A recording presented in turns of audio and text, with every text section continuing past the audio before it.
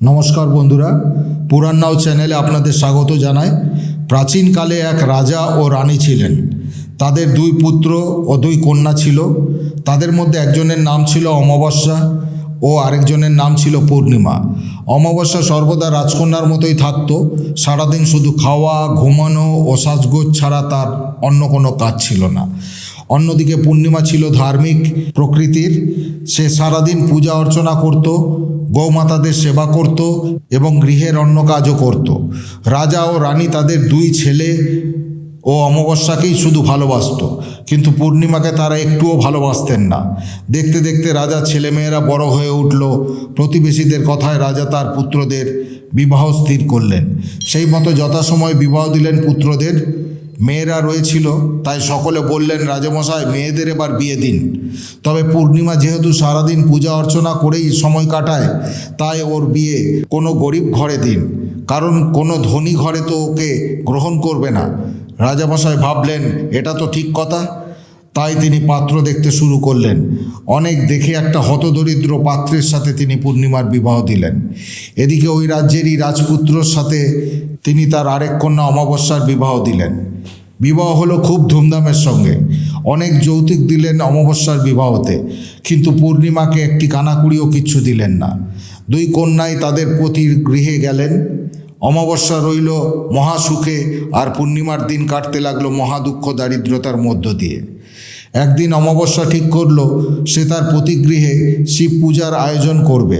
মহা ধুমধামের সঙ্গে শিব পূজার আয়োজন করে সকলকে নিমন্ত্রণ জানালো, কিন্তু পূর্ণিমাকে নিমন্ত্রণ করলো না।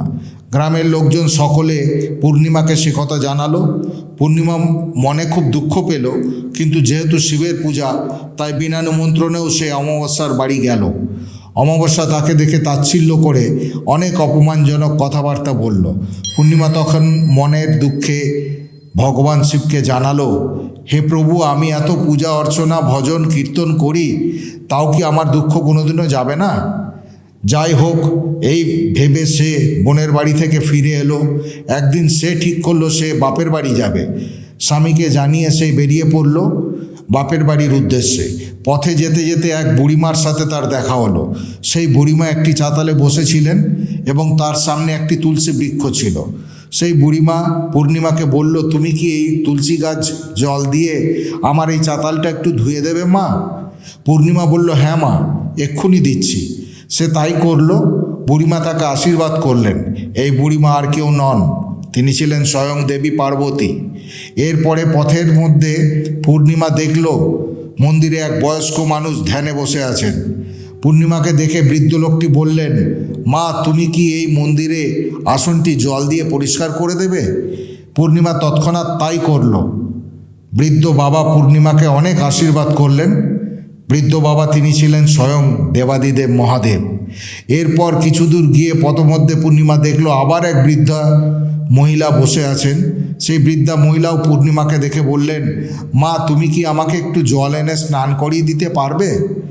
আমি তো নিজেকে স্নান করাতে পারি না, অনেক দিন স্নানও করি নাই।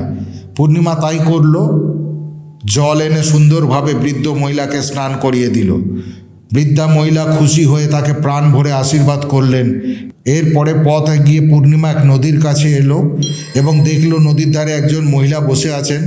সেই মহিলা পূর্ণিমাকে জিজ্ঞাসা করলো, মা, তুমি কোথায় যাবে? পূর্ণিমা বলল, আমি বাপের বাড়ি যাব মা। পূর্ণিমা সেই মহিলাকে প্রণাম করে নদীর ধারে নৌকায় উঠে বসল। মহিলাটি তাকে অনেক আশীর্বাদ দিলেন। আসলেই তিনি ছিলেন দেবী মাতা গঙ্গা। এরপরে বাপের বাড়িতে গিয়ে পূর্ণিমা সকলের সাথে দেখা করে আনন্দ পেল। তার বৌদিরাও অনেক খুশি হলো, তাকে খাতির যত্ন করলো এবং পরের দিন বিদায়কালে পূর্ণিমার হাতে একটি ঝোলা দিল।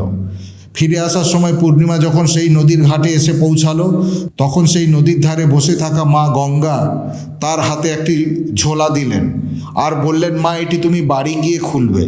পূর্ণিমা এবার সেই মা কালীরূপী বৃদ্ধার কাছে এসে পৌঁছালো। তিনিও তাকে একটি ঝোলা দিলেন এবং বললেন, এটি বাড়ি গিয়ে তবেই খুলবে। এরপরে আবার একটু এগিয়ে এসে যখন সে মহাদেবরূপী ওই বৃদ্ধর কাছে পৌঁছালো, তখন সেই বৃদ্ধ তাকে একটি পুটুলি দিলেন এবং বললেন, এটি বাড়ি গিয়ে অবশ্যই খুলো, কিন্তু এরপর সেই প্রথম বিদ্যা মহিলাটির কাছে যখন এলো, তখন দেবী পার্বতী রূপী সেই মহিলাও তাকে একটি ঝোলা দিলেন এবং বলল এটা বাড়ি গিয়ে খুলবে। পূর্ণিমা এবার সেই 5টি পুটুলি নিয়ে বাড়ি গিয়ে স্বামী পুত্রদের সামনে এক একটি করে সেই পুটুলি খুলতে লাগলো। প্রথমে তার বাপের বাড়ির বৌদির দেওয়া পুটুলি খুলে দেখলো তাতে আছে খাদ্য সামগ্রী ও ধনরত্ন বস্ত্রাদি। দ্বিতীয় দেবী গঙ্গার দেওয়া পুটুলি খুলে দেখলো তাতে মণিমাণিক্যে ভরা। তৃতীয় পুটুলি অর্থাৎ মা কালীর দেওয়া পুটুলি খুলে দেখলো তাতে হীরা জহরত চুনি পান্না আরও কত কী। চতুর্থ মহাদেবের দেওয়া পুটুলি খুলে দেখলো তাতে ধনরত্নে ভরপুর। আর শেষে দেবী পার্বতীর পুটুলি খুলে দেখলো তাতে সমস্ত রকমের খাদ্যশস্য ভরপুর রয়েছে। অর্থাৎ তাদের আর খাদ্য ধন সম্পদের কোনো অভাব রইল না, তারা হয়ে উঠল রাজার থেকেও বেশি ধনী। এবার সে তার বাড়িতে শিব পূজার আয়োজন করলো। তার বোন অমাবস্যাকেও নিমন্ত্রণ করলো। অমাবস্যা পূর্ণিমার বাড়িতে এসে তাদের গৃহের জৌলুস ও ধনসম্পদ দেখে অবাক হয়ে গেল। সে পূর্ণিমাকে জিজ্ঞাসা করলো কিভাবে এরূপ হলো। পূর্ণিমা সরল মনে সব খুলে বলল। অমাবস্যাও ঠিক করলো সেও বাপের বাড়ি যাবে। যেতে যেতে পথমধ্যে সেও প্রথম দেবী পার্বতী রূপী বৃদ্ধাকে দেখলো।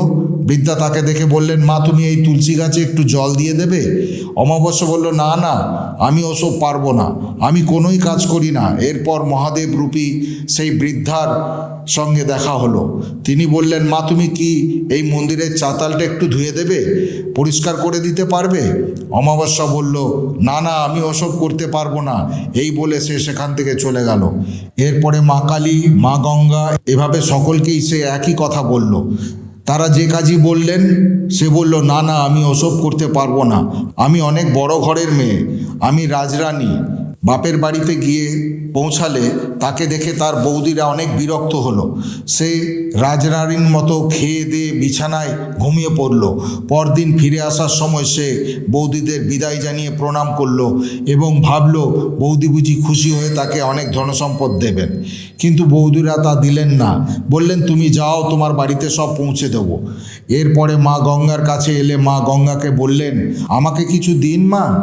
গঙ্গা বললেন, তুমি যাও, তোমার ঝোলা পৌঁছে যাবে। এভাবে দেবী কালী, মহাদেব ও মা পার্বতীও একই কথা বললেন। বাড়িতে ফিরে অমাবস্যা দেখলেন 5টি ঝোলা তার বাড়িতে পৌঁছে গেছে। সে তো মহা খুশি।